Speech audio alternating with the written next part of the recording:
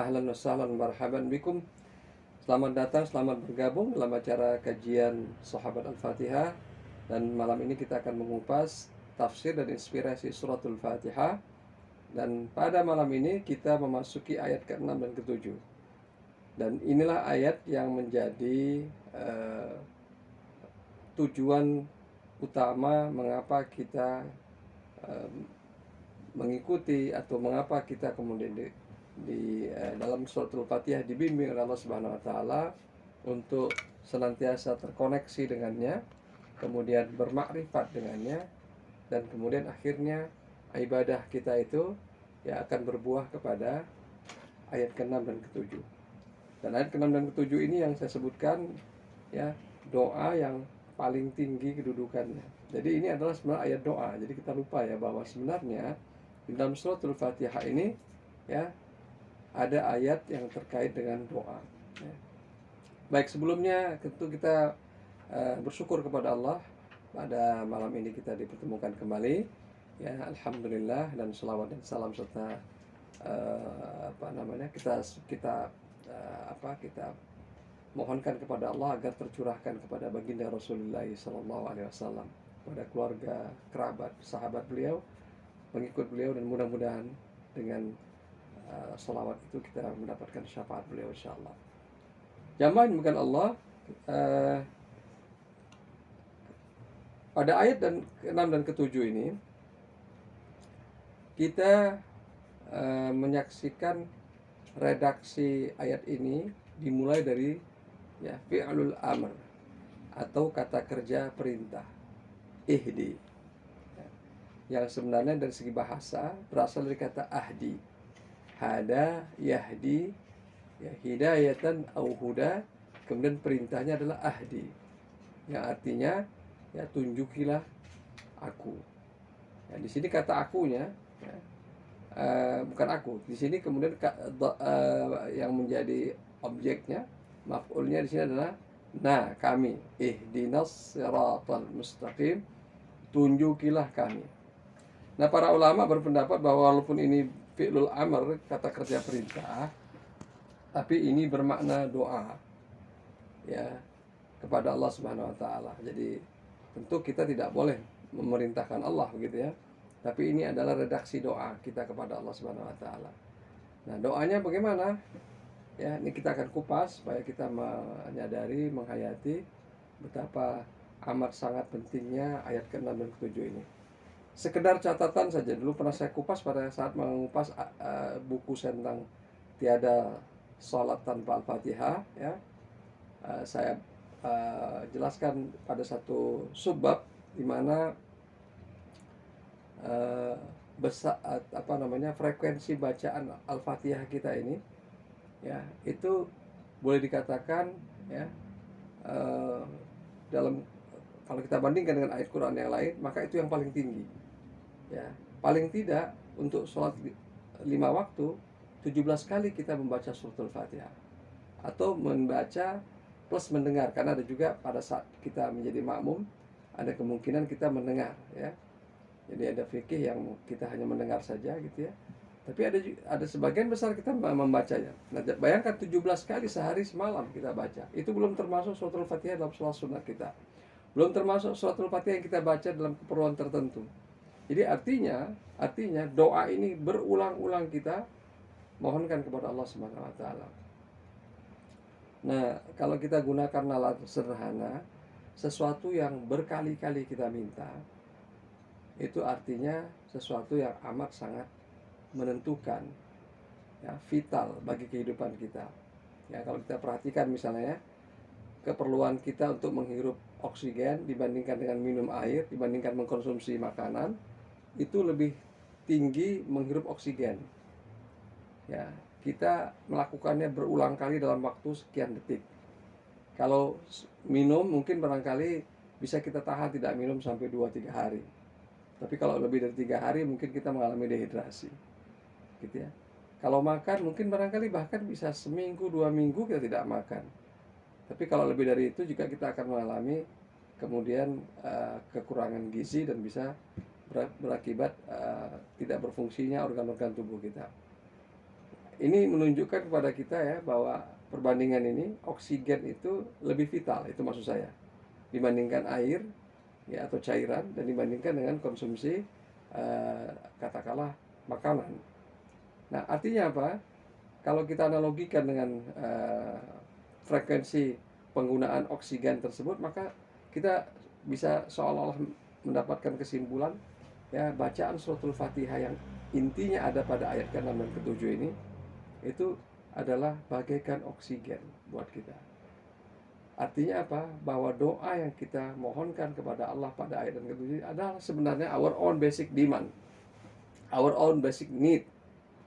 Ya, jadi sebenarnya adalah keperluan paling mendasar dalam hidup kita. Yang itu kemudian karena begitu mendasarnya, karena begitu menentukan keberlangsungan diri kita, hidup kita, maka kita harus ya menyampaikannya, memintanya berulang kali, mengkonsumsinya berulang kali. Kalau kita istilahkan dengan istilah makanan gitu ya, kita mengkonsumsinya berulang kali.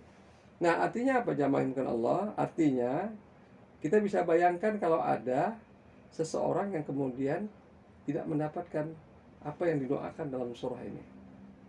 Nah, sekarang kita buka dulu pemahaman mujmalnya ya, umumnya, general understandingnya ya. Ihdina itu artinya tunjukilah kami. Nah, ini ada catatan yang menarik. Allah tidak menggunakan redaksi alima. Alima itu artinya berilmu. Alimna itu artinya tambahilah ilmu kami, ataulah berilah kami ilmu. Jadi Allah tidak memberikan, dalam redaksi ayat ini kita tidak minta ilmu tentang as-siratal mustaqim, tapi kita minta bimbingan, petunjuk. Ya, jadi saya ulangi lagi, tunjukilah kami, bimbinglah kami siratal mustaqim. Nah, sirat kalau dalam bahasa Arab ya agak berbeda dengan tariq ya. Sama-sama, bahkan ada lagi satu lagi namanya sari ya. Ya, jadi artinya sama sebenarnya ya. Syari itu artinya juga sebenarnya syari itu artinya juga jalan, tariq juga artinya jalan gitu ya. Sirat artinya jalan. Nah, bedanya adalah sirat ini adalah jalan khusus yang kemudian gitu ya, lewat jalan ini gitu ya, seseorang akan sampai pada tujuan yang tujuan akhir dari jalan tersebut ya. Nah, makanya kemudian di dalam Al-Quran penggunaan kata sirat itu biasanya memberikan kita kepastian akhir dari tercapainya seseorang pada sampai akhir dari ini ya, dari perjalanan itu. Nah, kemudian ada ditambah lagi mustaqim. Nah, mustaqim ini berasal dari kata qama, artinya berdiri. Dari sana turun kata istiqamah yang artinya konsisten. Ya, istiqamah ya dalam bahasa Indonesianya. Istiqamah, yastaqimu. Kemudian kata bendanya istiqamatan. Nah, kemudian isim fa'ilnya, nah isim fa'il itu adalah kata yang berfungsi menjadi pelaku gitu ya. Itu adalah mustaqum. Ya, oleh orang Arab kata mustaqim ini karena berat untuk diucapkan, waw itu berubah menjadi ya sehingga menjadi mustaqim. Ya. Nah, jamaah yang bukan Allah ya. Permintaan kita ini sebenarnya luar biasa. Satu, kita minta bimbingan. Bukan ilmu ya, bimbingan. Nanti saya akan bedakan antara bimbingan, antara guidance dengan yang namanya knowledge. Ya, ada lagi sebenarnya perbedaannya dengan namanya itu ma'rifah. Ma'rifah itu juga sebenarnya knowledge ya, tapi ada bedanya gitu ya. Nah, kemudian yang berikutnya kita minta satu jalan yang jelas sebenarnya sirat ini. Ditambah lagi kemudian sifatnya. Jadi al-mustaqim di sini fungsi sebagai adjektif karena sebenarnya siratul mustaqim ini kalau kita perhatikan redaksinya itu ya as-siratul mustaqim pakai alif lam dua-duanya. As-sirat pakai alif lam gitu ya, al-mustaqimnya pakai alif lam gitu ya. Nah, itu artinya apa? Dua-duanya merupakan sifat mausuf namanya dalam bahasa Arab. Jadi artinya kata keduanya merupakan sifat dari kata yang pertama, jalan ya, orang-orang atau sesuatu yang lurus, yang istiqomah. Diterjemahkan secara umum jalan yang lurus. Jadi as-sirat saja sudah luar biasa, ditambah lagi kemudian adjektif ya al-mustaqim. Maka ini artinya apa? Ini jalan yang very apa namanya itu sangat apa ya, jalan tol tuh kira-kira aman ya, tapi lebih aman lagi kalau jalan tolnya itu kemudian itu eh, apa namanya diproteksi sedemikian rupa gitu ya. Jadi ini adalah jalan yang very highly protected dan memastikan seseorang yang masuk jalan itu sampai ke ujung akhir. Ya, jadi masya Allah nih, yang kita minta ini nanti saya akan jelaskan sedikit tentang penggunaan kata hada tadi ya. Ya. Kemudian pada ayat ke-7-nya Allah menjelaskan lebih lengkap lagi seperti apa jalan itu. Ya, siratal ladzina an'amta 'alaihim. Jalan ya orang-orang yang Allah pernah beri kenikmatan kepada mereka. Berarti jalan ini bukan jalan yang pertama kita tempuh, dan kita bukanlah orang-orang pertama yang melaluinya. Kita hanya orang kesekian yang sudah melewatinya. Karena sebelumnya sudah ada orang yang melewati jalan ini dan sukses. Berarti ini bukan jalan yang utopia, bukan mimpi di siang bolong, bukan sesuatu yang tidak realistis, bukan sesuatu yang tidak masuk akal, gitu ya.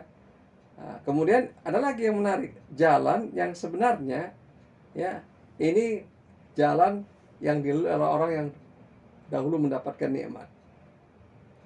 Ya, berarti jalan ini jalan yang asyik. Ya, nikmat itu artinya ya enak, asyik, gitu ya. Kemudian pertegas lagi ghairil maghdub alaihim. Jalan yang asyik ini, jalan yang apa namanya dilalui oleh orang-orang yang mendapatkan nikmat Allah ini, ya bukan jalan mereka yang dimurkai, waladhdallin, dan juga bukan mereka yang tersesat. Nah, di ayat ke-7 inilah kita ya menemukan selamanya dalam hidup ini akan ada 3 unsur ya, atau kalau dalam konteks sosial dia 3 golongan manusia gitu ya, yang kemudian ini saling berinteraksi. Oke, sekarang saya kupas sedikit tentang penggunaan kata hada ya, yang kemudian dari sana turun kata huda dan hidayah. Nah, jamaah yang bukan Allah ya, kalau kita belajar bahasa Arab ya, 2 kata ini sebenarnya adalah kata benda yang sama, berasal dari kata kerja yang sama sebenarnya. Jadi jamaah bukan Allah ya, kata huda dan kata hidayah ya, ini sebenarnya 2 kata yang sebenarnya akar katanya sama, berasal dari kata hada gitu ya, kata kerjanya ihdi gitu ya, ahdi. Tapi perhatikan di dalam Al-Qur'an tidak pernah kita temukan kata hidayah. Sebaliknya kata huda itu terulang 85 kali. Nah, sementara kalau kita perhatikan orang Indonesia itu banyak yang punya nama itu kata Hidayat, Samsul Hidayat, Amir Hidayat, itulah ya. Pokoknya hidayat itu banyak sekali dah gitu. Nah, ini sebenarnya adalah merujuk kepada kamus bahasa Arab, bukan Al-Qur'an. Ya, yang sebenarnya nanti kalau kita lihat di kamus bahasa Arab dan di buku-buku berbahasa Arab tentang Islam, maka hidayah itu adalah sebenarnya guidance dalam pengertian umum. Ya, jadi petunjuk dalam pengertian umum, dan dalam pengertian yang sifatnya itu tidak ada jaminan atau kepastian bahwa petunjuk itu pasti menyelamatkan atau kemudian mengantarkan seseorang kepada tujuan yang ditetapkan. Tapi kalau kata huda ini ada unsur garansi. Jadi bukan sekedar guidance, tapi guaranteed guidance. Petunjuk, pedoman yang diberi garansi. Sehingga Masya Allah ini, dari redaksi ayatnya saja, kita ini minta kepada Allah ini, ya Allah, berikan saya jalan yang penuh kepastian sampai ke tujuan akhir dengan selamat. Jalan ini adalah jalan orang-orang yang pernah Engkau beri nikmat. Jalan ini bukan jalan orang-orang yang pernah Engkau murkai. Dan jalan ini bukan jalan orang-orang yang tersesat. Jadi kalau sudah amat sangat definitif yang kita minta kepada Allah ini mirip seperti gini, mohon maaf ya. Kita misalnya lagi jatuh cinta pada seseorang. Kemudian kita berdoa, dalam doa kita tuh sangat detail sekali, ya Allah, ya saya mohon, saya kalau bisa Engkau berkenan mengetuk hati si fulan, namanya ini, tinggalnya jalan ini, warna kulitnya ini, itu yang hidungnya begini, sampai sedetail itu. Padahal sebenarnya kalau minta pada Allah umum saja juga bisa begitu ya. Tapi karena kita ini ingin pasti betul yang kita minta ini si fulan. Karena kalau misalnya kita katakan warna kulitnya putih saja, ada banyak sekali wanita yang warnanya kulit putih gitu ya. Kalau kita sebutkan saja hidungnya mancung saja, ada banyak sekali orang yang hidungnya mancung gitu ya. Sampai kita sebutkan detail itu menunjukkan betapa yang kita minta ini adalah sesuatu yang unik, sesuatu yang sifatnya tak tergantikan. Dan yang kita minta kepada Allah, ya, as-siratul mustaqim ini sesuatu yang tidak bisa kita dapatkan dari selain Allah Subhanahu wa taala. Jadi perhatikan ini, nanti alur berpikir suratul Fatihah ini ya, dimulai dari basmalah, kemudian kita membaca alhamdulillah dan seterusnya. Nanti pada ayat kelimanya kemudian terjadi keseimbangan antara ibadah kita dan isti'anah Allah. Dan pada ayat ke-6 dan ke-7 ini, dan itulah isti'anah Allah sebenarnya berlaku kepada kita. Di sini kemudian kita memohon kepada Allah ya sesuatu yang dijamin, dan kemudian ya amat sangat rinci kita minta, sehingga kecil kemungkinan ya yang kita minta ini salah dan hanya bisa didapatkan ya dari Allah Subhanahu wa taala. Nah, jadi sebenarnya ya kalau kita sudah menghayati maknanya seperti semacam ini, rasanya aneh juga kalau sekiranya gitu ya kita sudah baca Al-Fatihah berkali-kali. Kemudian ketika kita ditawari pengajian, ya yuk kita belajar Al-Quran, terus kita kemudian menolak. Sebenarnya ini aneh, ini kita minta sedemikian detail, ya Allah berikanlah saya ya Allah tiket kalau bisa berangkat ke ke Bandung ya, tiketnya kalau bisa pesawat ini pesawat itu. Kemudian ada orang datang menyodorkan kemudian tawaran yang seperti yang kita minta, mau ke Bandung nggak, gratis, saya ada tiketnya nih. Terus kita katakan, kamu kok memberikan saya seperti ini sih, kan saya nggak minta. Nah ini kira-kira gambaran seseorang yang sudah baca Al-Fatihah berkali-kali, ketika datang hidayah kemudian dia tolak. Itu artinya apa? Dia selama ini nggak tahu apa yang diminta ya. Datang panggilan Allah, datang kemudian tawaran, datang ini sebagainya. Atau ya seperti yang terjadi atau seperti yang diungkapkan dalam Al-Quran, ada banyak orang membaca, ada banyak orang ya melaksanakan ibadah sholat, dan kemudian apa yang mereka baca itu tidak mereka ketahui, mirip seperti orang yang mabuk ya. Jadi dalam Al-Quran itu ada ayat ya, wala taqrabus shalah wa antum sukara hatta ta'lamu ma taqulun. Janganlah kamu sholat, atau janganlah kamu mendekati sholat. Jadi bukan hanya sholat, mendekati sholat aja sudah nggak boleh ya, kalau kamu dalam keadaan mabuk, agar kamu mengetahui apa yang kamu ucapkan. Itu artinya apa? Jamalkan Allah, ada banyak orang yang melaksanakan sholat, membaca suratul Fatihah ini ya, mirip seperti orang mabuk. Jadi antara yang diucapkan, difikirkan, dan yang kemudian actionnya itu gak nyambung. Orang mabuk kan begitu, kesadarannya tidak sinkron, sehingga kemudian yang diucapkan apa, yang difikirkan apa, yang dilakukan juga kemudian gak sinkron. Nah jadi itu yang terjadi, sehingga kemudian doa yang begitu spesifik ini yang luar biasa redaksinya, yang seharusnya kalau doa ini benar-benar kita hayati, maka sebenarnya cukuplah bagi kita doa ini untuk menuntaskan seluruh urusan hidup kita ya. Nah nanti bisa kita lanjutkan lagi bagaimana hidayah Allah itu begitu cepat sebenarnya menghampiri kita. Hampir tidak ada jeda antara yang kita minta dengan kemudian datang hidayah Allah. Begitu kita kemudian meminta kepada Allah hidayah atau al-huda tadi, lebih tepatnya sebenarnya, karena dalam Al-Quran redaksi yang muncul adalah al-huda, maka hanya berselang sekian waktu, maka kemudian Allah berikan al-huda ini. Nah ini bisa kita lihat, ini korelasinya ketika kita nanti menyambungkan suratul Fatihah dengan suratul Baqarah. Coba kita perhatikan, Ayat ke-6 ke-7 itu permintaan kita. Kemudian suratul Baqarah masuk basmalah. Basmalah tidak termasuk ayat tapi dibaca. Kemudian ayat pertamanya alif lam mim. Dan ayat keduanya coba perhatikan. Dzalikal kitabu la raiba fi hudal lil muttaqin. Huda, petunjuk. Yang kita minta di ayat ke-6 dan ke-7 itu, di ayat kedua dalam surat Al-Baqarah udah muncul. Hanya terserang satu ayat saja, alif lam mim. Jadi sebenarnya kalau kita perhatikan urutan suratul Fatihah dengan Al-Baqarah itu, ya, itu hanya jeda satu ayat plus basmalah, maka kemudian langsung Allah berikan petunjuk. Dan petunjuk itu apa? Al-Quran. Jadi kalau ada orang berdoa baca Fatihah, kemudian nggak mau ngaji Quran, nggak mau nambah ilmu Al-Qurannya, ya plus sunnahnya gitu ya, ya sebenarnya orang ini minta apa sebenarnya? Gitu ya. Nah, jadi ini catatan yang perlu kita renungkan gitu ya, umat Islam. Di satu sisi sudah kenal suratul Fatihah, dia baca berulang-ulang, tapi kemudian yang dia minta itu kemudian tidak dia realisasikan dalam hidupnya. Gitu ya. Seolah-olah dia tidak mengenal bahkan apa yang dia minta. Ketika disampaikan Al-Quran, dia malah kemudian ya tidak peduli, ya naudzubillah min dzalik, bahkan ya dia menampik bimbingan Quran itu.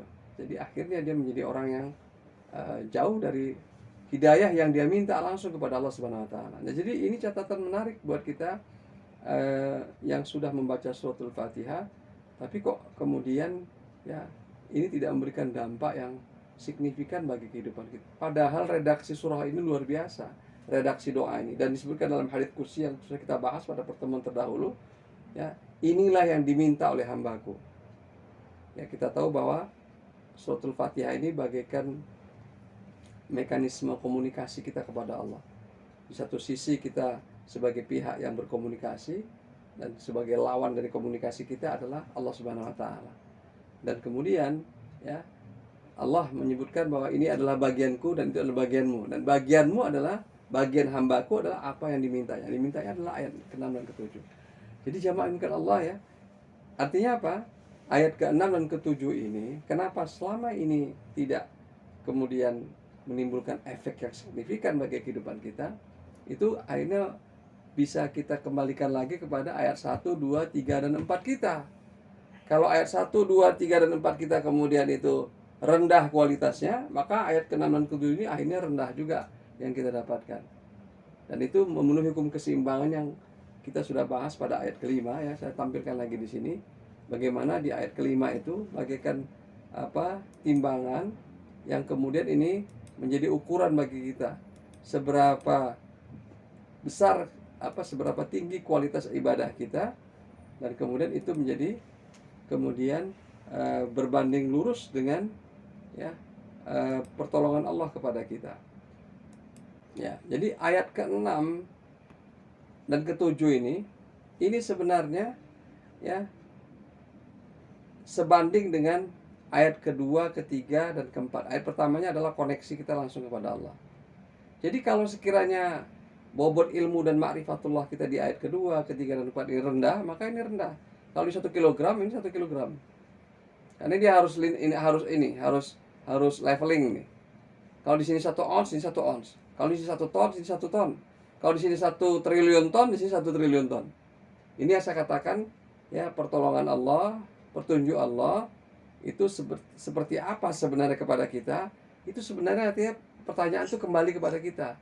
Seberapa dekat kita dengan Allah, seberapa kenal kita dengan Allah, seberapa intensif kita beribadah kepadanya, gitu ya. Nah, itulah yang kemudian menjadi ukurannya, gitu ya.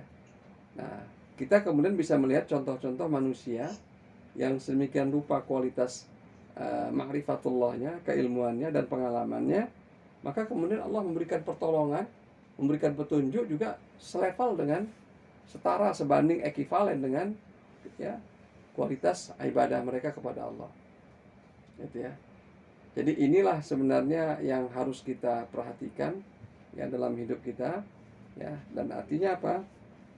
Artinya sebenarnya eh, apa eh, seluruh hidup kita ini pada dasarnya adalah gitu ya, ya dari eh, pertolongan Allah ke pertolongan Allah.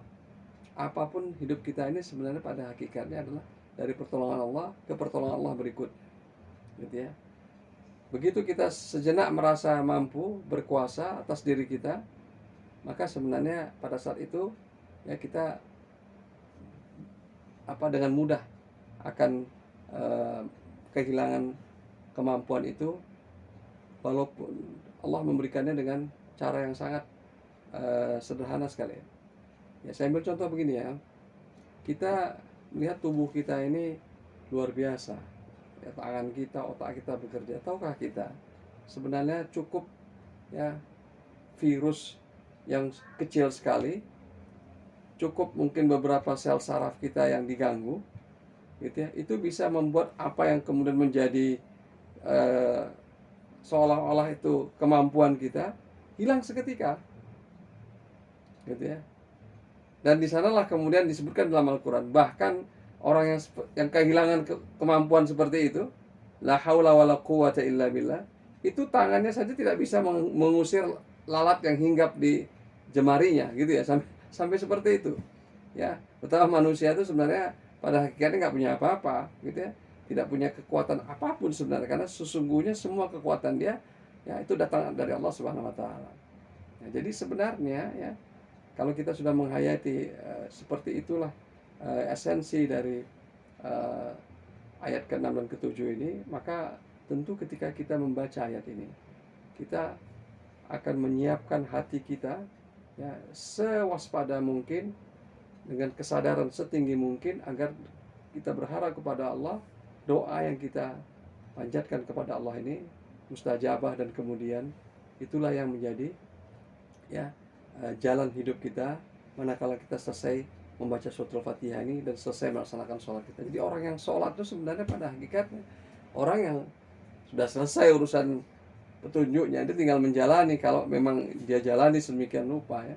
Tapi kalau tidak, maka ya seperti yang saya katakan tadi, ya tidak sinkron antara apa yang diomongkannya, apa yang difikirkannya, dan apa yang dilakukannya. Mirip seperti orang yang ya mabuk sebagian Al-Quran, orang yang kehilangan kesadaran.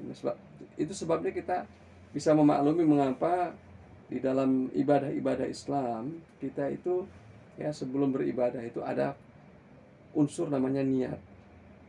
Kalau dulu kita masih kecil, tuh niat itu terjemahkan begini: sengaja aku. Kok ada istilah sengaja ya? Sengaja aku, nawaitu, sengaja aku berniat. Kok ada terjemahannya sengaja itu? Gitu ya.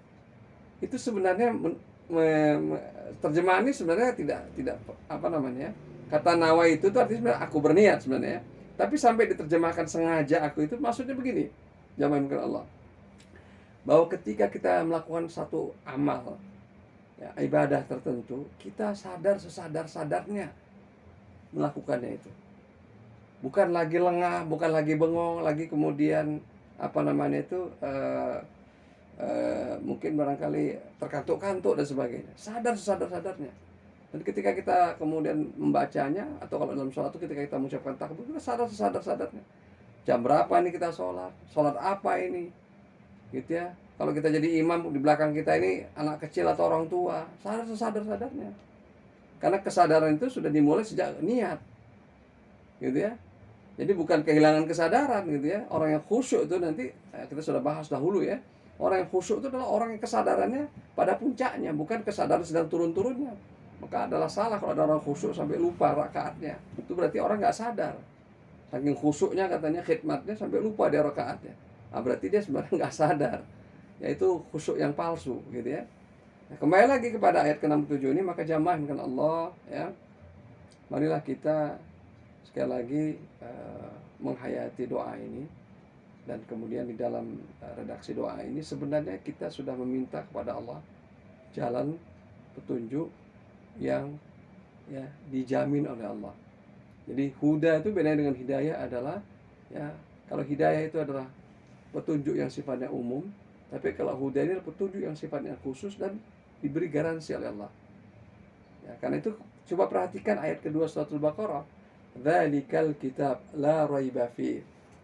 Inilah, atau kalau diterjemahkan sebenarnya para ulama berpendapat kata ini di sini adalah kata itu di sini adalah ini mana? Inilah Alkitab yang tiada keraguan padanya. Tiada keraguan padanya. Kata ragu ya, itu lawannya adalah yakin atau pasti. Ya. Dalam bahasa Arab, raib itu adalah keraguan yang kecil. Kalau ragu yang 50% bahasa Arab namanya syak. Gitu ya. Jadi bahasa Arab itu memang punya gradasi terhadap ragu. Ragunya itu kira-kira kurang dari 50% namanya dhann. Tapi ragu yang kecil, misalnya ragunya cuma, kita sih sudah merasa pasti nih 98%. Cuma 2% aja ragunya. Itu dalam bahasa Arab namanya raib. Nah, bayangkan kata raib ini artinya keraguan yang kecil. Kemudian ditambah lagi kata la raiba. Itu artinya apa? Tiada keraguan sekecil apapun. Dengan kata lain, ya, kitab ini memberikan kepastian dan dia sebagai petunjuk. Kalau kita kaitkan dengan suratul Fatihah, maka kita memohon kepada Allah bimbingan yang penuh kepastian, dan kemudian itu mengantarkan seseorang terjamin selamat, aman sampai ke tujuan. Hidup kita ini itu sering sekali dalam ketidakpastian. Karena itu ada industri atau bisnis asuransi yang bermain di zona ketidakpastian. Makin tidak pasti dia, maka makin besar kemungkinan dia harus di-insure gitu ya. Tapi yang jelas, kenapa itu kita lakukan dengan biaya tertentu? Karena kita sebenarnya makhluk yang menyenangi kepastian. Gitu ya. Dalam kehidupan yang tidak pasti ini kita merindukan kepastian. Gitu ya. Karena kepastian itulah yang menimbulkan ketenangan. Coba kalau misalnya gini ya. Ini saya ambil contoh nih. Ada dua orang anak muda yang bersahabat dulu di kampusnya. Yang satu dia pinter sekali. Ya, lulus dengan predikat terbaik cum laude. Yang satu biasa-biasa aja, hampir-hampir nggak lulus, tapi akhirnya lulus juga dia. Dan keduanya kemudian melamar di sebuah perusahaan, gitu ya. Tapi sebenarnya si pemilik perusahaan ini, ya, om atau kerabat dekat dari anak muda yang lulusnya pas-pasan tadi. Sebenarnya anak muda ini sudah berkali-kali melamar pekerjaan di tempat lain, tapi kemudian akhirnya gagal dan akhirnya dia minta bantuan omnya. Oke, kalau gitu kamu masuk perusahaan saya. Tapi ingat ya, kamu harus ikut seleksi ya, sama seperti yang lain. Cuma nggak usah khawatir, itu sebenarnya formalitas. Yang menentukan kan saya. Oke om, saya ikut. Nah ternyata dia ketika dia ikut seleksi yang formalitas tadi itu, temennya yang cum laude ikut juga itu seleksi. Tapi teman yang cum laude heran sekali, teman saya yang biasa-biasanya kok tenang sekali mengikuti ujian seleksi ini. Sementara dia sampai keringat dingin itu bisa menyelesaikan wawancaranya dan sebagainya gitu ya. Jadi dia bertanya kepada temannya, Anda kok begitu tenangnya mengikuti tes demi tes? Seolah-olah Anda nggak merasakan ada masalah yang berat. Ya hidup ini sederhana mas katanya. Yang penting kepastiannya, bukan ujiannya. Kira-kira begitu. Ini contoh saja yang perlu kita renungkan, bahwa ketika seseorang sudah mendapatkan kepastian, dia akan tenang dibandingkan orang yang tidak pasti. Jadi sebenarnya kalau sekiranya kita menghayati ya permintaan kita dalam ayat 6 dan 7 ini, maka orang-orang yang baca Al-Fatihah ini pasti jauh lebih tenang hidupnya ketimbang mereka yang tidak baca Al-Fatihah. Tapi kalau kemudian kita sudah berulang kali baca surah ini dan ternyata tidak tenang, ya, atau kemudian jauh kalah tenang dibandingkan mereka yang tidak baca Al-Fatihah, maka sebenarnya kita tidak membaca, hakikatnya kita tidak membaca dan menghayati surah ini. Jadi kita perlu tahu bahwa sejak ayat kelima kita sudah menggunakan kata ganti kami. Ya, perhatikan itu. Hanya kepada Engkau kami menyembah, dan hanya kepada Engkau kami memohon pertolongan. Jadi penggunaan kata kami itu sudah introduce, diperkenalkan di ayat kelima. Ya, dan ini menurut para ulama bahwa surga itu gak bisa kita raih sendirian, Pak. Nggak ada kamusnya kita ini egois kalau meraih surga. Ini penting nih untuk saya sampaikan, karena ada di antara manusia yang dia ingin meraih surga itu sendirian, dan dia tidak peduli pada orang lain, dan dia menyangka itu adalah ya kenikmatan dirinya sendiri. Ada sebuah apa namanya itu novel, judulnya itu kalau nggak salah Robohnya Surau Kami. Ya, penulisnya itu Nafis ya. Ya. Ini sebenarnya kisah ini menggambarkan tadi itu, orang yang egois dengan surganya dan menyangka orang lain nggak dapat surga, cuma dia aja yang dapat kafling surga itu. Ternyata tidak. Ibadah kita kepada Allah ini itu menuntut kebersamaan. Selama kita masih di dunia, nanti di akhirat nggak ada lagi kebersamaan, kita masing-masing. Saya sebutkan dalam Al-Quran, yauma yafirul mar'u min akhi. Pada hari kiamat nanti berpisahlah manusia dari saudaranya, dari ayahnya, dari ibunya, dari temannya, dari semuanya. Dia sendirian.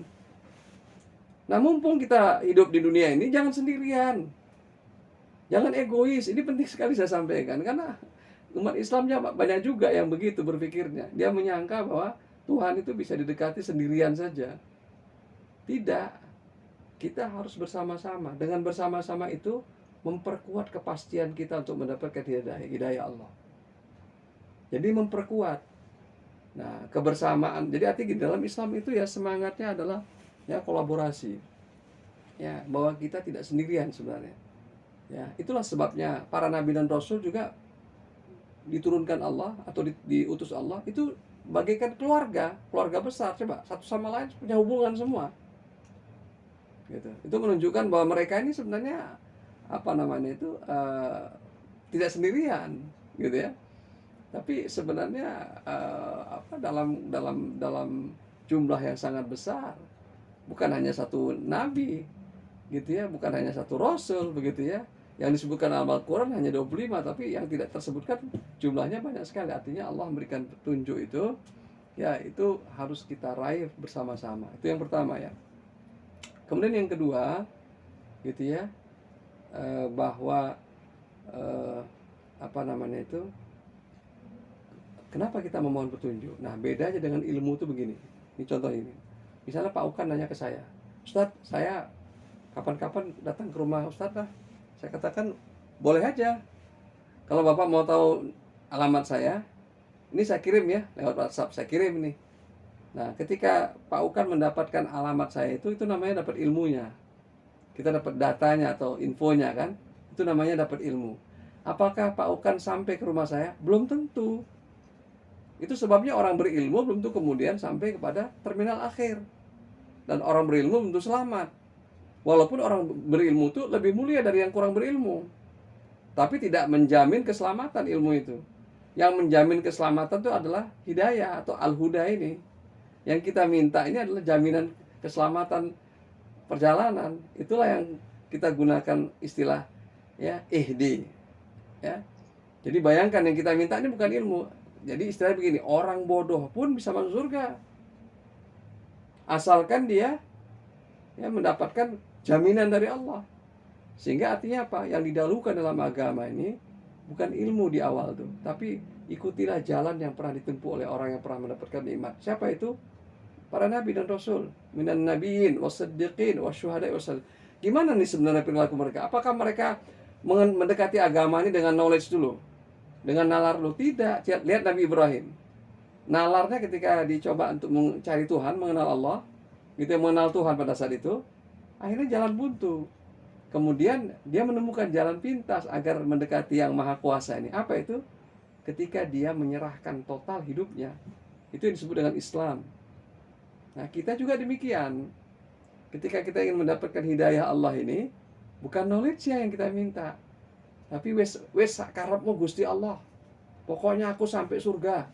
Tah gimana caranya? Kira-kira begitu. Nah, nanti dibimbing oleh Allah, diberikan guru yang pas, buku yang pas, ngaji yang pas. Ujung-ujungnya kok masuk surga ya saya, kira-kira begitu. Ya, kalau dijelaskan kita nggak bisa jelaskan kok bisa masuk surga ya saya. Ya.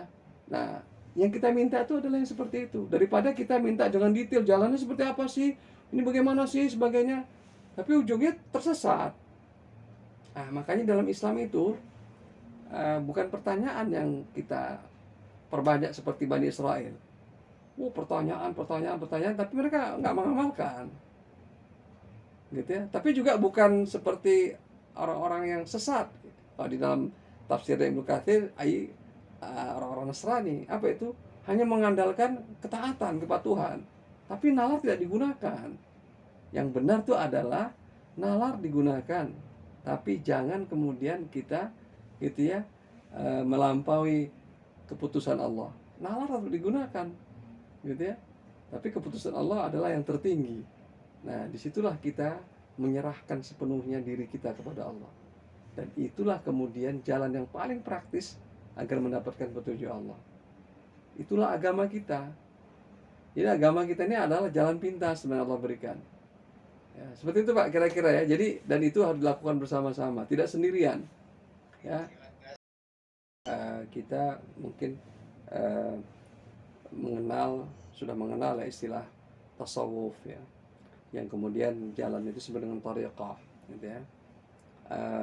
Dulu pernah ada seorang tokoh menyebutkan begini, Islam itu terbagi 3, gitu ya. Dan ini menuju kepada rukun iman, rukun Islam, gitu ya, dan ihsan, gitu ya. Jadi rukun iman ini yang disebut dengan tauhid atau akidah. Kemudian rukun Islam inilah yang menjadi syariat, gitu ya, atau hukum fikih. Kemudian rukun ihsan inilah yang jadi akhlak, dan di situ adalah rasa, di situ adalah tariqah, gitu ya. Nah, sebenarnya ketiga-tiganya satu paket. Ini harus kita ketahui. Ya, tidak bisa kita pisahkan. Orang bertariqah tapi kemudian imannya salah, ya, kemudian syariatnya salah, itu juga kemudian rusak.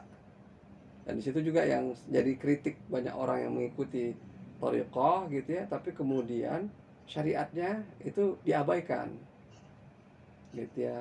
Kalau orang-orang yang berthariqah dengan benar, gitu ya, maka contoh terbaik orang yang berthariqah itu adalah Rasulullah SAW, yang syariatnya diikuti semua. Dia seorang nabi dan rasul yang terpilih dan paling sempurna, tapi dia juga sholat 5 waktu, gitu ya. Dia juga kemudian seperti manusia normal, berpuasa, kemudian tidak berpuasa, ya, menikah, gitu ya, dan seterusnya. Jadi artinya apa? Itulah manusia terbaik yang menjadi contoh kita, bukan kemudian jatuh kepada ekstrim tertentu. Dan di satu sisi juga kita menemukan orang yang hidupnya itu lebih kepada mengikuti prosedur ketimbang rasa, ya. Jadi orang Yahudi itu atau Bani Israel itu kenapa dikritik? Karena mereka ini adalah orang yang selalu bermain di prosedural, rasional, gitu ya. Karena itu mereka selalu mempertanyakan. Jadi mereka pakar soal seperti itu, dan terbukti orang Yahudi ini pun sampai sekarang dalam soal knowledge itu mereka luar biasa, gitu ya. Karena cenderung cara berpikir seperti itu. Tapi akhirnya dimurkai Allah. Kenapa? Karena suka ngakal-ngakali, gitu ya. Suka ngakal-ngakali. Dalil itu jadi diakal-akali, gitu ya. Akalnya tinggi tapi akhirnya suka ngakal-ngakali, gitu ya. Nah, jadi dua-duanya berbahaya ini. Yang satu cenderung baperan, perasaannya ininya, gitu ya. Pokoknya kedekatan kepada Allah itu kan sebenarnya perasaan sebenarnya. Itu dominan dan akhirnya menjadi tersesat. Kenapa? Karena kendali nalarnya dilepas, gitu ya. Mohon maaf, ini banyak praktek-praktek yang model seperti itu karena taatnya pada guru, akhirnya gurunya sesat, akhirnya kemudian muridnya sesat semua, gitu ya. Jadi kenapa? Karena ikut gurunya, begitu. Nah, yang benar adalah seperti Rasulullah dengan para sahabat. Ketika Rasulullah itu lupa rakaat, sahabat kemudian bertanya, "Ya Rasulullah, apakah ada perubahan wahyu ini atau syariat hari ini?" "Oh, enggak ada. Tadi salatmu kurang 1 rakaat." Nah, begitu kira-kira kan? Dan dia bertanya, "Benarkah?" "Benar.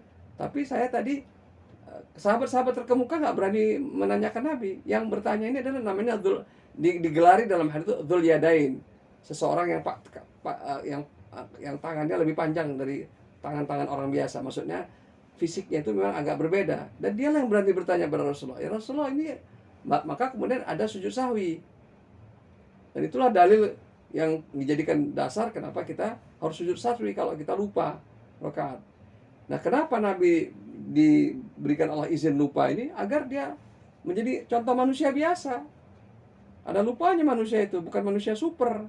Nah, kalau kita perhatikan di kalangan tertentu, Rasulullah itu digambarkan kayak manusia super, gitu ya. Padahal sebenarnya itu tidak merujuk kepada hadis-hadis sahih. Ini hanya ungkapan pada kitab tertentu. Misalnya, kalau berjalan itu Nabi disebutkan tidak ada bayangannya. Kalau benar ini kan bisa saja semacam pujian, tapi bukan sebenarnya yang sesungguhnya.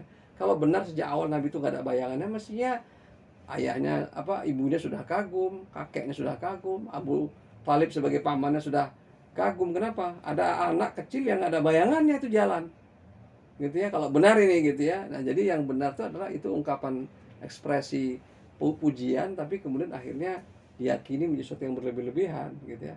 Di dalam Islam itu adalah kedekatan dengan Allah itu satu paket. Makanya ajaran ayat ke-7 ini sebenarnya adalah ajaran keseimbangan dalam keutuhan. Keseimbangan dalam keutuhan. Seimbang emotional question kita, seimbang intellectual question kita, gitu ya, seimbang spiritual question kita, tapi itu semuanya satu paket yang tidak bisa dipisahkan. Maka ketika kita berada pada keseimbangan dalam keutuhan ini, disitulah kemudian kita akan merasakan kesempurnaan ma'rifatullah. Gitu ya. Jadi bukan seperti yang terjadi pada orang-orang yang miring cenderung ke kanan atau miring cenderung ke kiri, gitu ya. Yang kedua-duanya berisiko kepada keluar dari jalan yang lurus tadi, gitu ya. Nah, seperti itu. Dan ini bukan hanya begini ya, pada diri kita pun ada potensi itu. Jadi jangan kita bayangkan seolah-olah maghdub alaihim, orang yang dimurkai, dan orang yang sesat ini itu seolah-olah dua golongan manusia. Tidak. Pada diri kita setiap hari, setiap saat kita ini berpotensi ke kanan atau ke kiri. Kita ini kadang-kadang baperan, tapi pas sorenya kita sangat rasional, nanti malaman baperan lagi, gitu. Dan kadang-kadang kita tidak bisa menempatkannya dengan benar, gitu ya. Maka yang benar adalah kita tahu kapan saatnya, gitu ya. Otak kanan kita gunakan, dan kemudian kapan kita memutuskan dengan otak kiri. Dan begitu tepat semuanya, dan dia tidak bisa dipisahkan. Kenapa? Otak kanan dan kiri kalau dipisahkan, itu artinya otak kita nggak berfungsi, gitulah kira-kira. Nah, jadi itu yang sebenarnya harus kita ambil dari hikmah ayat ke-7 ini, ya, bahwa potensi di jalan yang lurus ini selalu digoda oleh kemungkinan kita, gitu ya, tergeser atau terdistorsi ke kanan atau terdistorsi ke kiri. Terlalu rasional, terlalu menggunakan akal, atau terlalu menggunakan perasaan dan ketundukan, ketaatan. Dua-duanya kalau terlalu itu bisa berdampak kepada lepasnya kita dari garis yang lurus tadi. Iman, Islam, dan ihsan. Ini ketiganya disebutkan di dalam kisah hadits yang sama. Itu artinya apa? Ketiga-tiganya tidak bisa dipisahkan. Nah, tapi perhatikan, iman ini menjadi akarnya, ya, ihsan Islam itu menjadi kemudian batang dan seterusnya sampai kepada buahnya, dan ihsan ini adalah yang menjadi motivasi dari proses kita beribadah kepada Allah. Nah, motivasi yang paling rendah adalah motivasi ikut-ikutan, rasa takut, rasa gengsi. Itu motivasi rendah. Kita jadi sholat tapi karena kita ikut-ikutan. Kita jadi sholat juga tapi karena kita takut. Nah, maka dalam ihsan ini kita didorong untuk sedapat mungkin mencapai motivasi tertinggi. Apa itu? Kecintaan kepada Allah. Jadi beramal itu karena cinta. Dan kalau itu sudah kita miliki, maka kita tidak akan merasa lelah dengan beramal itu. Dan amal itu menjadi sesuatu yang kita rindukan. Nah, itulah yang sebenarnya harus kita tumbuhkan dalam menjalankan iman dan Islam kita tadi. Kalau tidak, maka kemudian kita hanya menggunakan koridor batas lulus saja. Dan batas lulus ini sebenarnya menggunakan nalar rasional yang sifatnya prosedural, gitu ya. Makanya yang kita tanya, ini boleh nggak, ini nggak boleh nggak, itu kan artinya proseduralnya. Tapi kalau orang yang berusaha mendapatkan atau meraih motivasi cinta itu sudah bukan boleh tidak bolehnya. Apa yang Allah cintai untuk saya? Itu pertanyaannya. Bukan apa yang boleh tidak boleh untuk saya. Allah itu akan mencintai saya kalau seperti apa saya. Dan kalau itu maunya Allah, saya akan laksanakan karena saya ingin mendapatkan cinta Allah. Jadi motivasinya berbeda di sini. Nah, situlah yang eh, kita harus berlatih terus ya untuk menjalankan Islam ini ya, walaupun memang itu perlu waktu ya. Tidak sekedar batas lulus. Tadi pagi kebetulan saya bahas itu dengan Pak Ukan ya. Kalau sekedar fikih saja yang namanya kurban itu satu keluarga satu ekor cukup. Itu batas lulus itu. Tapi kisah Nabi Ibrahim dengan Nabi Ismail itu bukan batas lulus, itu batas cinta sebenarnya. Ya, yang dibahaskan adalah kisah cinta, cinta seorang manusia kepada Allah Subhanahu wa taala. Sampai mengorbankan cintanya yang begitu dahsyat kepada anaknya, kepada istrinya, kepada kehidupan.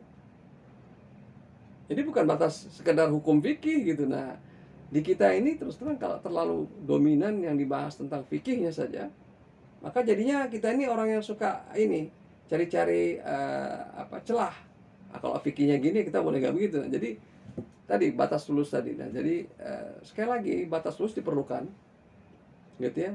Tapi itu bukan menjadi motivasi yang kita tanamkan sejak awal. Kalau bisa tanamkan motivasi cinta. Ya, sholat itu bukan sekedar karena kewajiban, tapi karena kita cinta sholat. Karena sholat itu asik banget. Dan kemudian kita merasakan manfaatnya benar nyata. Bukan abal-abal nih. Gitu ya. Keren banget ternyata. Ya kita akan cinta lagi gitu. Dan itu teruslah akan terus-menerus menjadi snowballing effect gitu ya. Walau alam bisawab. Jadi kalau kita perhatikan sih dari ritualnya, proses munculnya thariqah, niat awalnya adalah agar kita gitu ya bisa memunculkan cinta kita kepada Allah. Gitu ya. Jadi motivasi kita beribadah itu bukan semata-mata karena sekedar transaksi. Karena kita pingin ini, pingin itu, maka kita minta kepada Allah ini itu gitu. Itu kan transaksional namanya. Bukan juga sekedar rasa takut karena kita kemudian nggak enak kata orang kalau begini begitu, maka kita kemudian melakukan amal ibadah gitu ya. Bukan. Tapi karena cinta. Nah, namun gitu ya, kita perlu tahu bahwa sebaik-baiknya manusia yang mencintai Allah adalah Rasulullah SAW. Itu yang perlu kita tegaskan. Gitu ya, jalan thariqah terbaik itu adalah jalan yang ditempuh oleh Rasulullah SAW. Tidak ada lagi jalan yang lebih baik. Jadi kalau ada yang tiba-tiba menyiapkan jalan yang kemudian itu tidak pernah ditempuh Rasul, amaliyah tidak pernah dilakukan oleh Rasul, gitu ya. Tapi kemudian katanya dalam rangka mencintai Allah, gitu ya. Maka ini questionable, itu saja sebenarnya. Gitu ya. Contoh begini ya. Orang boleh berzikir banyak. Karena dalam Al-Quran itu ayatnya ya, berzikirlah dengan sebanyak-banyaknya, ya. Ya ayyuhalladzina amanu dzkurullaha dzikran katsira. Tapi yang dimaksud zikir yang banyak ini bukan banyak-banyak zikir kemudian akhirnya nggak kerja. Ini kan ada orang yang zikir terus tapi nggak kerja. Alasannya dalam rangka tadi taqarrub ilallah. Di dalam Islam ini hidup itu 24 jam dan 24 jam itu harus ibadah semua. Tapi ibadahnya itu kemudian harus ada hukum keseimbangan antara zikir yang sifatnya lafziyah kita lakukan misalnya 33 kali setelah sholat, gitu ya. Kemudian dengan zikir yang sifatnya ghair lafziyah, dia ada di dalam hati kita, terus komunikasi kepada Allah. Itu zikir juga. Tapi bagi orang yang menafsirkan zikir itulah zikir lafziyah sebanyak-banyaknya, akhirnya apa? Menghabiskan waktu mereka untuk sesuatu yang sebenarnya akhirnya mengurangi keseimbangan pada sisi yang lain. Nah, disitulah kemudian letak bermasalahnya jalan semacam itu. Jadi saya katakan bahwa niat untuk mengikuti jalan itu adalah sebenarnya demi meraih cinta Allah Subhanahu wa taala. Itu bagus. Tapi dalam prakteknya gitu ya, dalam prakteknya tidak sedikit yang tergelincir kepada bersikap berlebih-lebihan. Gitu ya. Begini ya. Kenapa Allah kemudian begini, para nabi dan rasul ya, itu kalau kita perhatikan itu bagaikan peta ya. di mana antara Nabi Ibrahim dan Rasulullah SAW itu adalah garis lurus. Nah, ini saya coba tampilkan ya. Nah, ini Ibrahim alaihissalam, gitu ya. Nah, di sini ada al-zahir, ada al-batin. Allah itu wal awalu wal akhiru wal zahiru wal batin. Itu ya, satu paket semuanya. Al awalu wal akhiru wal zahiru wal batin. Kemudian ya, di antara para nabi dan rasul ada yang tipikalnya seperti Nabi Isa. Nabi Isa ini diberi Allah, gitu ya, spiritualisme yang kuat sekali, dominan sekali, mukjizatnya, gitu ya. Ya, dengan tangannya dia bisa menghidupkan orang yang mati, bisa menyembuhkan orang. Ini kan luar biasa ini, gitu ya. Dan ini pendekatannya pendekatan kasih. Nah, kalau Nabi Musa ini nalarnya yang paling banyak digunakan, gitu ya. Dan kemudian perhatikan profil kaumnya. Kalau kaum Nabi Isa karena cenderung pada ketaatan, kepatuhan dan kemukjizatan, akhirnya mereka cenderung tersesat. Karena nalar tidak digunakan. Karena kalau orang yang menggunakan nalar itu pasti trinitas tertolak otomatis.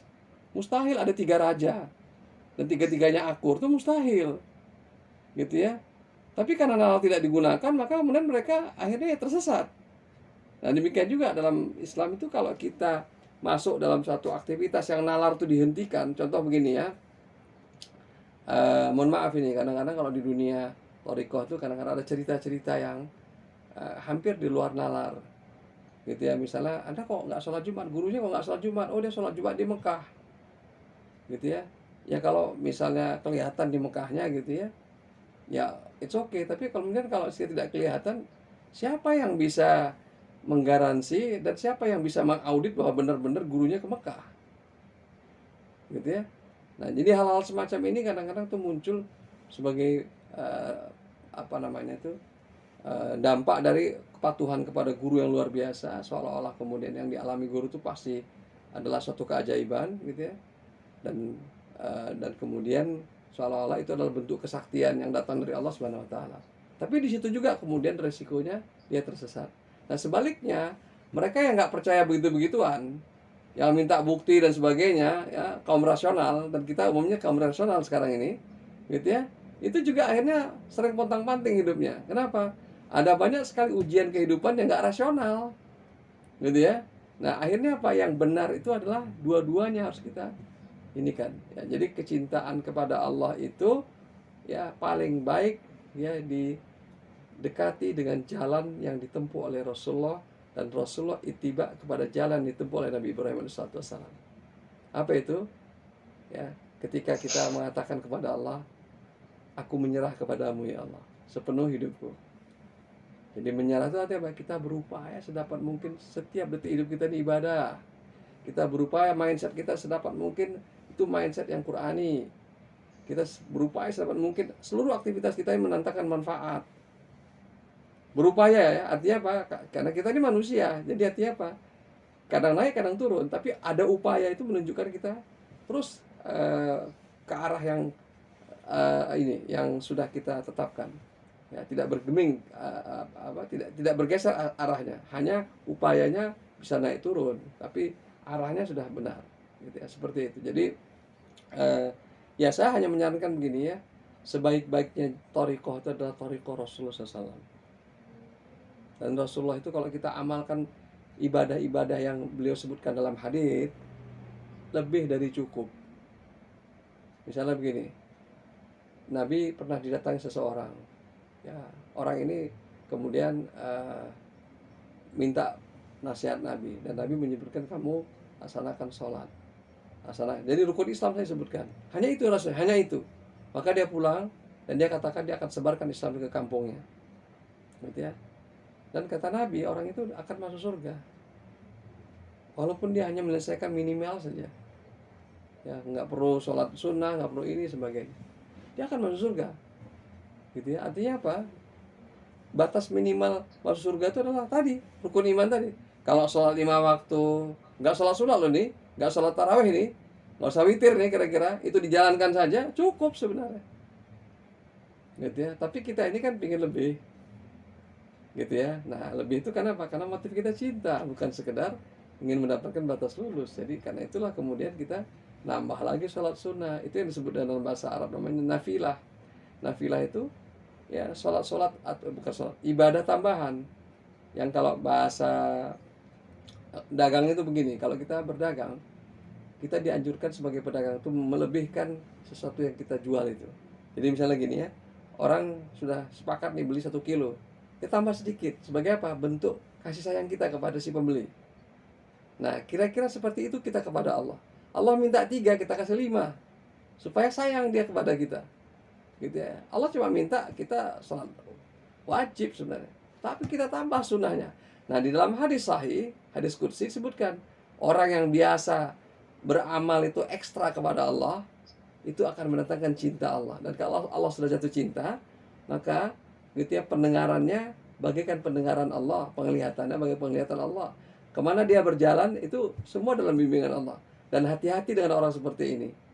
Kalau ada orang yang memusuhinya dan mengganggunya, itu Allah mengumumkan perang kepada orang yang memusuhinya. Itulah kekasih Allah. Dan itu bisa orang biasa. Ya, yang penting itu adalah kalau beribadah itu kita ekstra dikit aja dan konsisten. Ya, jadi Allah minta salat 5 waktu, kita tambah salat rawatib, tambah ini. Jadi nggak perlu sampai sedemikian heroiknya. Kenapa? Karena di dalam Islam ada hukum keseimbangan.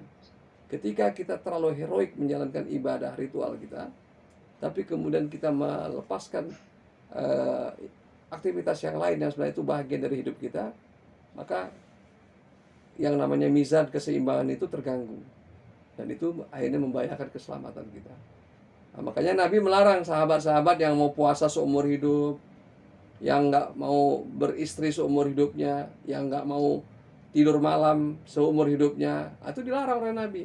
Kenapa? Saya ini manusia yang malam kadang tidur, kadang kemudian terbangun. Ya, saya juga beristri, kemudian saya juga puasa, saya juga berbuka. Jadi artinya apa? Bukan makanya dalam ibadah itu bukan heroisme yang kita kejar, tapi apa? Keikhlasan. Sama apa? Kepatuhan kepada Allah. Bukan heroisme. Makanya orang yang beribadah banyak, kencang-kencang itu belum tentu benar. Tapi keikhlasan. Keikhlasan itu apa? Niat kita bersih kepada Allah. Kemudian kepatuhan kita. Ya, apakah kita menyerahkan sepenuhnya? Bukan hanya artinya bukan karena kita ingin atau dipengaruhi oleh motivasi yang rendah, misalnya karena saya ini sebagainya maka saya tidak. Nah, itu yang kemudian membuat ibadah itu berkualitas walaupun nggak banyak. Gitu. Ini penting sekali ya untuk kita. Jadi beribadah yang heroik seperti itu bisa mendatangkan ketidakseimbangan. Walau alam misal gitu Pak, saya kira Pak. Ya. Jadi berhati-hati kita pada garis yang tidak seimbang ini ya, karena di sini kita berpotensi tersesat, di sini kita berpotensi ya dimurkai oleh Allah Subhanahu wa taala. Ummul Quran itu artinya induknya Al-Qur'an. Itu bisa bermakna induk, bisa bermakna ibu atau sumber segala sesuatu. Ya, kita lahir dari ibu kita ya. Nah, jadi Ummul Quran adalah seluruh kandungan Al-Quran. Selain suratul Fatihah itu semuanya punya keterkaitan dengan ayat Al-Fatihah. Gitu ya. Kita bicara soal apa di dalam surah yang lain? Bicara fikihnya kah? Bicara sejarahnya kah? Bicara tentang misalnya itu mujizat para nabi kah? Atau kemudian keajaiban ayat Al-Quran tertentu kah? Itu semuanya nanti kalau kita lakukan traceback, maka kita akan ketemu di suratul Fatihah. Dengan kata lain, suratul Fatihah ini merangkum seluruh konten Quran. Ya, tadi kalau kita sebenarnya hayati ayat 1, ya, itu artinya apa? Aspek akidah, ya, aspek ma'rifatullah, ya, itu kemudian berjalan seiring sejalan. Bukan sekedar kita ini loh ya mengimani loh, tapi kemudian menjalani iman itu, gitu ya. Kemudian ketika masuk ke ayat kedua, ayat ketiga, ayat keempat, ya itu makin lama makin makin sempurna dia, karena makin banyak yang kita kenali Allah siapa dia, gitu ya. Dan diperkenalkannya nama-nama terbaiknya yang paling banyak muncul dalam Al-Quran, gitu ya. Jadi kalau kita baca Al-Quran itu, nama terbanyak itu adalah Allah, kedua terbanyak adalah Ar-Rahim, ketiga terbanyak Ar-Rahman. Kalau dikumpulkan Ar-Rahman Ar-Rahim itu kedua terbanyak dalam Al-Quran. Jadi seperti yang ada di dalam Al-Quran itu, di dalam suratul Fatihah itu. Kemudian apa? Pada hakikatnya hidup kita ini adalah keseimbangan antara ibadah dan permintaan pertolongan kepada Allah. Dan itu harus kemudian menjadi cara kita untuk mindset kita kalau kita menjalani hidup kita ini. Hidup kita ini adalah transaksi kepada Allah antara ibadah kita dan pertolongan Allah. Dan dengan kata lain, gitu ya, bahwa sebenarnya hakikatnya yang memerlukan ibadah itu bukan Allah. Coba, yang memerlukan ibadah itu, yang memerlukan pertolongan itu siapa? Kita kan?